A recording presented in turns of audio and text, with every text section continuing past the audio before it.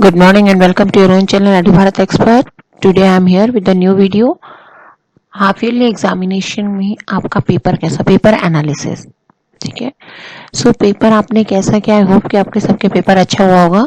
So first यहाँ पे हम पार्ट करेंगे इसको 3 पार्ट में, बिकॉज पेपर का कंटेंट आपका सेक्शन A to E है, ठीक है। ऑल क्वेश्चंस कंपलसरी है दैट एज इज पर CBSE। सेक्शन ए में 18 क्वेश्चन है हमारे जो 1 मार्क्स के थे, ऑब्जेक्टिव क्वेश्चन है। सेक्शन बी आपका 7 मार्क का very short answer question 2 mark के हैं। सेक्शन सी 5 मार्क्स का है आपका, 5 शॉर्ट क्वेश्चन है 3 मार्क्स के। सेक्शन डी आपका होता है 2 क्वेश्चन, केस बेस्ड होता है, स्टडी पे, this is 4 marks, and the section E has 3 question carrying 5 marks. So this is the pattern of the CBSE latest syllabus, ठीक है। CBSE का लेटेस्ट CBSE पैटर्न है।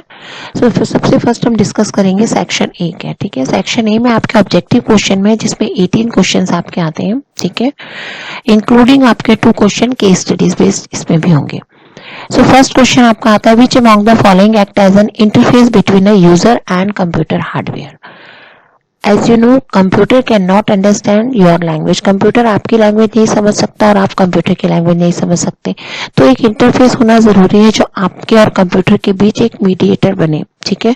तो अब इसमें देखिए आपका इंटरप्रेटर भी होता है जो लैंग्वेज में आपकी वॉट एवर यू राइट, जो हम प्रोग्रामिंग करते हैं उस लैंग्वेज प्रोग्राम को वो कन्वर्ट करता है मशीन लैंग्वेज में, ठीक है। सेकंड आपका आता है OS में, ऑपरेटिंग सिस्टम।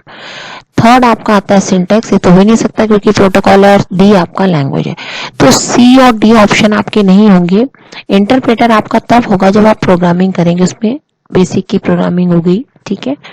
तो यहाँ पे हमारा मैंने क्वेश्चन से आपका कि act as an interface between a user and computer hardware. So यहाँ पे आपका आता है OS, that is operating system, that is the system software जो आपके और आपके कंप्यूटर के बीच मीडिएटर का काम करता है, हार्डवेयर के बीच, ठीक है। सेकेंड आपका क्वेश्चन है, a disk defragment of an example of, ठीक है। अ डिस्क फ्रेगमेंटर और डीफ्रेगमेंटर आपका होता है, ठीक है। सो इसमें आपके एप्लीकेशन सॉफ्टवेयर होते हैं। सॉफ्टवेयर आपके 3 तरह के होते हैं, application, system software and utility software. Application software वो होते हैं जो आपके फॉर एग्जांपल पेरोल सॉफ्टवेयर आपका हो गया, टैली हो गया। सिस्टम सॉफ्टवेयर है जो सिस्टम के लिए रन होते हैं, जिसमें आपका एक एग्जांपल ऑपरेटिंग सिस्टम भी है।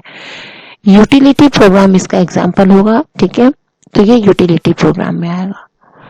नेक्स्ट आपका आता है question, flash memory is a type of dash memory, ठीक है। सो this is the type of secondary memory, ठीक है। प्राइमरी मेमोरी और रैम तो एक में आ जाते हैं आपके, हार्ड डिस्क आपका सेकेंडरी मेमोरी अलग है, तो flash memory is a secondary memory आपकी। नेक्स्ट आपका आता है components of CPU which is responsible for comparing the content of 2 pieces of data, ठीक है। तो कंपोनेंट्स ऑफ CPU के आपके 3 पार्ट है, memory, ALU and CU। CU जो आपका होता है वो कंट्रोल करता है आपका पूरी कनेक्टिविटी चेक करता है आपका। ALU that is arithmetical logical, आपको बोला गया है। रिस्पॉन्सिबल कंपेयरिंग, कंपेयरिंग मीन्स आपका आ रहा है लॉजिकली आंसर, ठीक है। तो रिलेशनल ऑपरेटर में भी यूज हो सकता है अर्थमेटिकल में, तो यहाँ पे आपका करेक्ट आंसर होगा अर्थमेटिकल लॉजिकल यूनिट। नेक्स्ट आपका क्वेश्चन आता है, fifth question, you don't have to pay for Python and you can view it source code too, it means Python is, ये मैक्सिमम बच्चों का सही है। इसमें फ्री एंड ओपन सोर्स आते हैं, कोड अवेलेबल है आपका and you can directly download, ठीक है, from the net you can install it. Open source none, तो इसमें आपका answer free and open source है। नेक्स्ट है आपका, which one of this is floor division, आपके इसमें डिवीजन आपके इसमें आते हैं, स्लैश आपका डिवीजन के लिए यूज होता है आपका, ठीक है। देन आपके यूज होता है 2/, this is for the floor division, ठीक है। परसेंटेज आपका रिमाइंडर के लिए यूज होता है यहाँ पे दूसरा आपका नन था यहाँ पे, ठीक है। तो ये वाला आपके क्वेश्चन पेपर में नन आया हुआ है। Which of the following is valid identifier, sometimes आपको अगर 2 आते हैं आप दोनों में टिक कर दीजिए। Which of the following is valid identifier, valid identifier set A में आपका valid identifier है और B में अगर सेट में invalid है, सो आंसर में सबने यही वाला लिख दिया, valid वाला, ठीक है। वैलिड के लिए आपका आंसर तो आपका अंडरस्कोर वाला अगर है आपका तभी आएगा, यहाँ पे अंडरस्कोर नहीं है, this one is the correct answer, ठीक है। यहाँ डॉट लगा हुआ है तो ये आपका रॉन्ग है। हाइफन है, डैश है तो भी रॉन्ग हो जाएगा, स्पेस भी नॉट अलाउड है। तो as per naming variables rules, ना स्पेस अलाउड है आपके वेरिएबल नेम में, ना आपका डैश अलाउड है, ना ही डॉट या एनी स्पेशल कैरेक्टर। तो सी इज द करेक्ट आंसर, क्योंकि यहाँ पे कहीं पे भी बीच में स्पेस डॉट कोई भी स्पेशल कैरेक्टर नहीं है। हो सकता है यहाँ पे दिया माई नेम टू दिया होगा तो वो भी करेक्ट में आएगा, ठीक है, but it should not be start with the two, number से स्टार्ट नहीं होना चाहिए, बाकी आप लिख सकते हैं। नेक्स्ट आपका आता है which of the following statement will make a repetitive construct. Repetitive मतलब any process you want to repeat again and again, अगर आप किसी प्रोसेस को रिपीट करना चाहते हैं, दैट इज कॉल्ड लूपिंग, ठीक है। तो लूपिंग में आपके लूप कितने होते हैं, पाइथन में आपके for do while while loop है, तो आप यहाँ पे फॉर लूप लगाएंगे। इफ और इफ एल्स आप तब लगाते हैं जब आपको कंडीशन चाहिए हो, either you want to do this work और मे बी अनदर वर्क, ठीक है। आप पूछना चाहते हैं कि फर्स्ट क्वेश्चन सही है या सेकंड क्वेश्चन, ठीक है, तो ये आपका इफ एल्स में आएगा। You want to be repeat की मेरे को 5 टाइम्स रिपीट करना है कोई task, so that is looping, ठीक है। Which of the following is not a valid loop in Python. तो पाइथन में आपका क्या लिखा, फॉर है, डू व्हाइल है और इफ एल्स है। अगर मैंने दिया विच इज नॉट, अगर मैंने वैलिड दिया तो आपका फॉर आ जाएगा, ठीक है, डू व्हाइल भी। अब आपकी इस तरह के जब क्वेश्चन हो तो नॉट अ में इफ एल्स आएगा आपका, ठीक है, क्वेश्चंस में ध्यान देना। नेक्स्ट है आपका what is the value of the expression 10 + 3 then power 3 then multiply 2। BODMAS formula लगाएंगे आप, इसको कैलकुलेट कैसे करेंगे आप इसको, सबसे पहले आपका ये हो जाएगा, तो 3 की पावर 3 कितना हो जाएगा आपका 27, ठीक है। अब 27 को आप फिर करेंगे मल्टीप्लाई 2 से, तो 54 हो गया। 54 प्लस तो प्लस आपका लास्ट में होगा, दैट इज आंसर 64। अगर आप लेफ्ट टू राइट ऐसे करेंगे विदाउट बॉडमस तो आपका गलत हो जाएगा। So answer will be correct answer आपका 64। ठीक से बताऊं, 3 की power 3 that means 3 multiply by 3 आपने किया, ठीक है।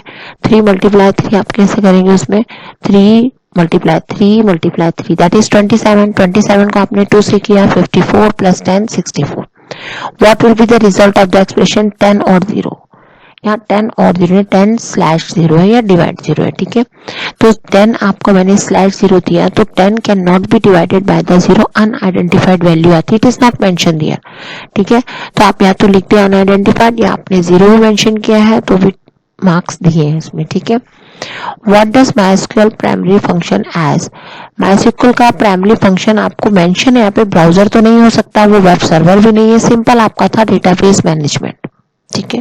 बिकॉज MySQL आपको जो यूज होता है डेटाबेस मैनेजमेंट सिस्टम है, तो that's why answer is the database management. MySQL belong to category of database, तो वो रिलेशनल डेटाबेस है, ठीक है। ऑब्जेक्ट ओरिएंटेड, नेटवर्क और हायरार्किकल नहीं है, आपको इसमें रिलेशनल आएगा। RDBMS का एग्जांपल है Oracle, यूनिफाई, इंग्रेस और MySQL। And this is the part of the lamp, मैं बता चुके हैं आपको लैम्प का पार्ट आपका क्या क्या था, Linux, Apache, MySQL and PHP। Identify the issue of the following SQL statement. अब ये स्टेटमेंट आपको दी हुई है, आपको चेक करना है इसमें क्या रॉन्ग है। Select from user where user name is equal to admin, star is not mention here, तो आपको देना है सेलेक्ट क्लॉज इज इनकम्प्लीट। यहाँ पे कॉलम नेम देना जरूरी है, कॉलम नेम नहीं दिया गया है तो ये आपका इनकम्प्लीट है। वेयर क्लॉज तो कंप्लीट है आपका। सिंटेक्स इज करेक्ट, सिंटेक्स आपका करेक्ट है। इसमें सिंटेक्स कैसे करेक्ट होगा जब हमने कॉलम नेम नहीं लिया है, तो सेमी कॉलन ऑलरेडी दिया हुआ है and we have written here missing, तो first part A is a correct answer. Next आपका आता है SQL keywords are case sensitive, ठीक है। क्या एसक्यूएल के कीवर्ड्स होते हैं कि जब एसक्यूएल ही केस सेंसिटिव नहीं है तो कीवर्ड्स कहां से केस सेंसिटिव आएंगे, तो SQL is not case sensitive. Boss is an Indian operating system, yes, ठीक है। बॉस जो आपका है वो फर्स्ट इंडियन ऑपरेटिंग सिस्टम है, ठीक है, Bharat operating system, so this is true. Next आपका क्वेश्चन आता है 17-18, this the question, primary key is a set of one और more attribute. Primary key definition is correct है आपकी, every table must have one primary key, ये भी ठीक है आपका।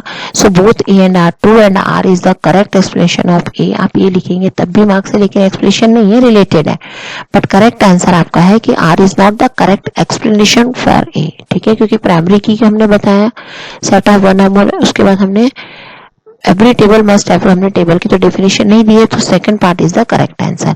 Next is a database can have only one table. It is not possible. Not possible means it is a wrong, क्योंकि एक database में एटलीस्ट वन टेबल हम कर सकते हैं, ठीक है, लेकिन ये नहीं है कि एक ही टेबल होगी. More than one table can be stored in a database. Next बोल रहा है if a piece of data is stored in two places in the database then storage is wasted. Definitely हम डेटाबेस को use इसीलिए करते हैं कि sharing of data, integration और वी कैन रिडंडेंसी जो है उसको रिमूव करने के लिए यूज करते हैं. तो आपका जहां डेटा ज्यादा रिपीट होगा, ज्यादा जगह होगा, तो वो रिडंडेंसी हो जाएगी. तो इसके लिए हम क्या करते हैं, आपका ए इज, आपका आंसर जो इसमें आएगा A is false but R is true. तो आर तो आपका ट्रू है और ये फॉल्स है. तो ये अभी हमने सेक्शन ए किया है. नेक्स्ट उसमें हम section B and section C करेंगे. Thank you very much. Have a good day. Bye.